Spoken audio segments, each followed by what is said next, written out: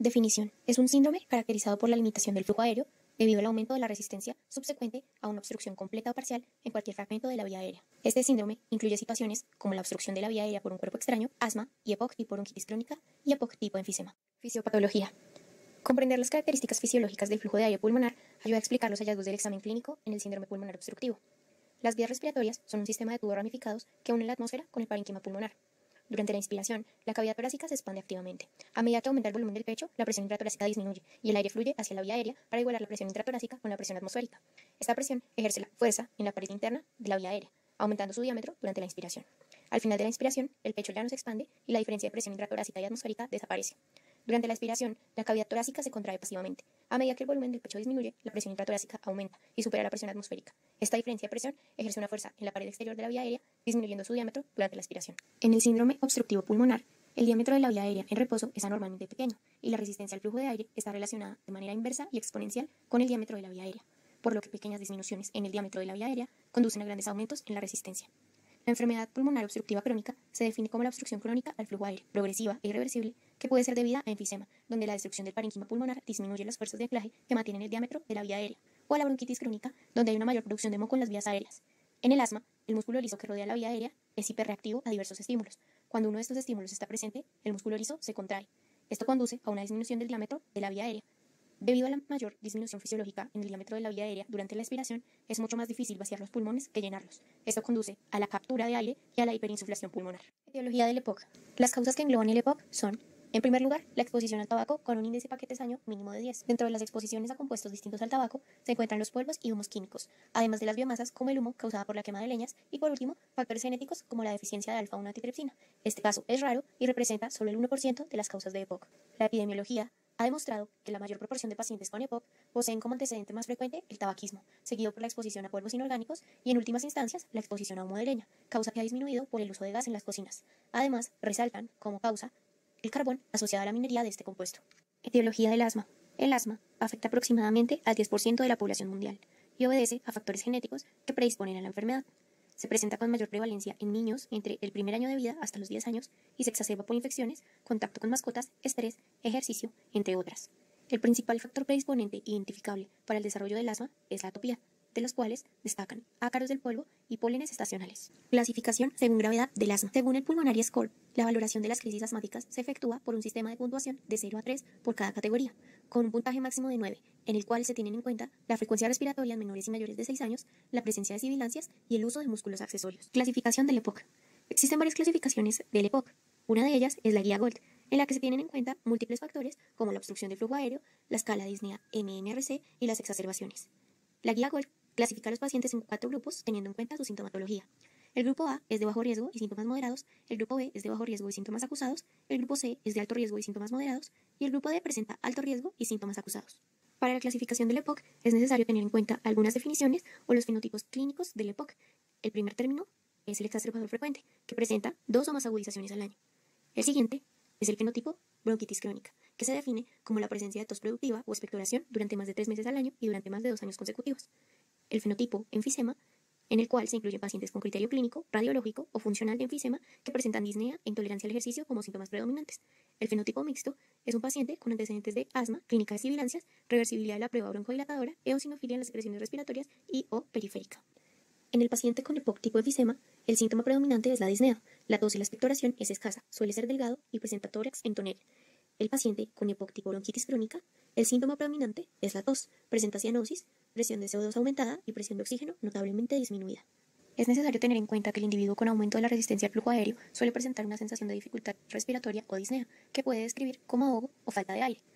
Por esta razón, la escala Disnea-MNRC es recomendada por la Sociedad Española de Neumología y Cirugía Torácica para clasificar la disnea en las enfermedades pulmonares obstructivas. En esta clasificación, el grado 0 se refiere a la ausencia de disnea, excepto al realizar ejercicio intenso.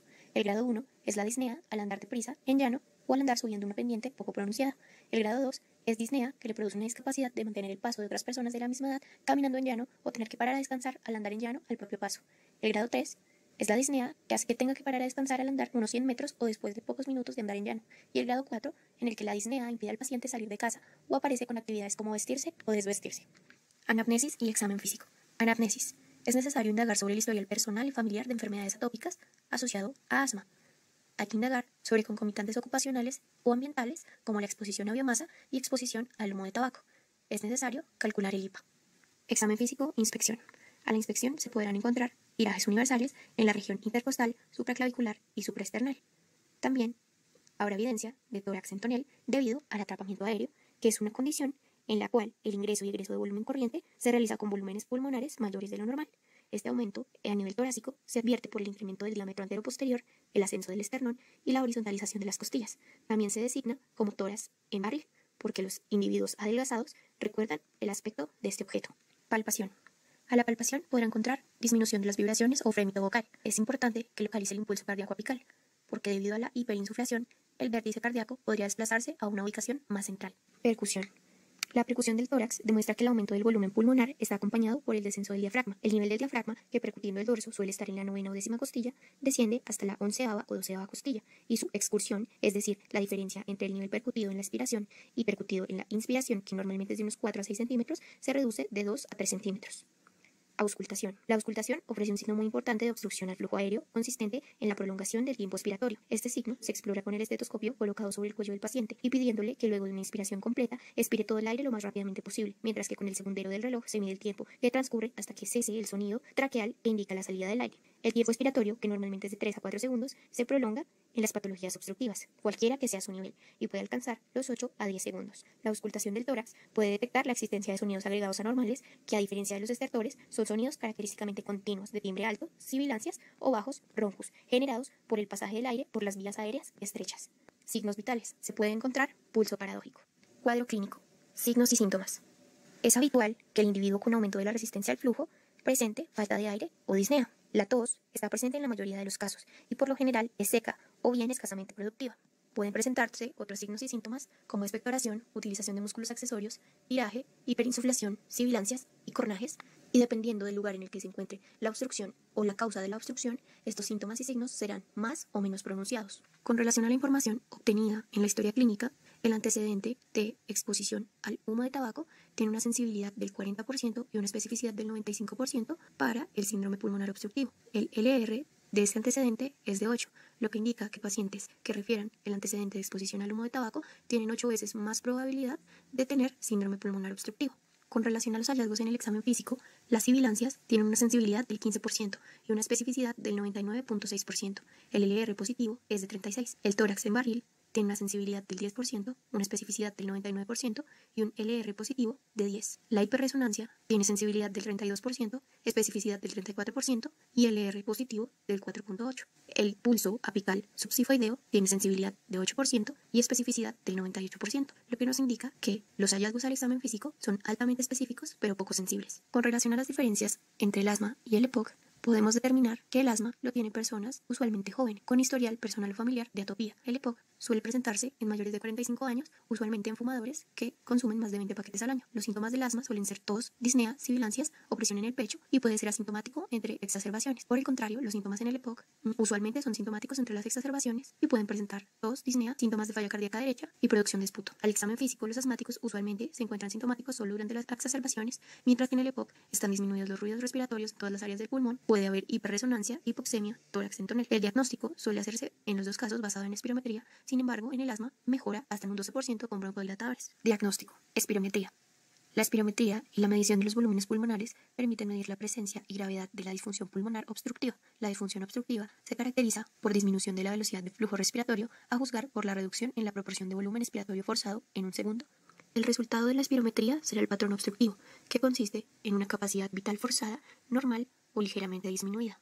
El volumen expirado máximo en el primer segundo estará disminuido y dará menos del 80%. El índice de Pfenau estará disminuido y dará un valor menor del 80%. La diferencia entre el asma y el EPOC es que el asma tiene una respuesta positiva al broncodilatador y mejora en un 12% o 200 mililitros. La radiografía de tórax es útil sobre todo ante el diagnóstico presuntivo de enfisema pulmonar. En ella se puede objetivar un aumento en el diámetro vertical, un aplanamiento de los diafragmas y una horizontalización de las costillas, atrapamiento aéreo y corazón en gota, acompañado de una pérdida de la vasculatura pulmonar, particularmente apical, donde los vasos existentes se afinan y pierden sus ramificaciones. También puede presentarse una ligera cifosis. El electrocardiograma puede indicar taquicardia sinusal y en la enfermedad avanzada, la hipertensión pulmonar crónica induce alteraciones electrocardiográficas típicas del corazón pulmonar. También se reconocen arritmias supraventriculares e irritabilidad ventricular. Enfoque diagnóstico, algoritmo de actuación cuando los síntomas son tos, sibilancia, disnea, respiración jadeante o ruidosa. Primero, realizar una historia detallada, averiguando los factores de riesgo, desencadenantes, edad de comienzo, patrón temporal, síntomas interrecurrentes y exploración. Podría ser asma o proceso relacionado. Si es probable, inicie un plan de tratamiento.